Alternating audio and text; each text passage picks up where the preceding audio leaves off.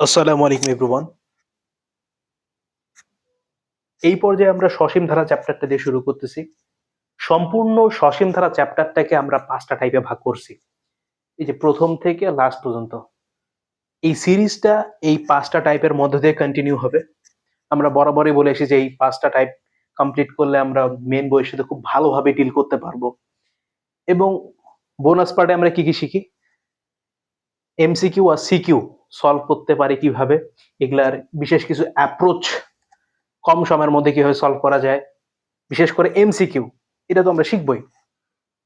আর একটু টাইপগুলো দেখে নিই। প্রথমে আছে অনুক্রম ও সাধারণ পথ, তারপর ধারা কাকে বলে আর কিছু ক্লাসিফিকেশন, দেন সমান্তর ধারা, সমান্তর ধারা সাধারণ পদ নির্ণয়, সমান্তর ধারার সমষ্টি, এরপর টাইপ 4 হচ্ছে গুণোত্তর ধারা।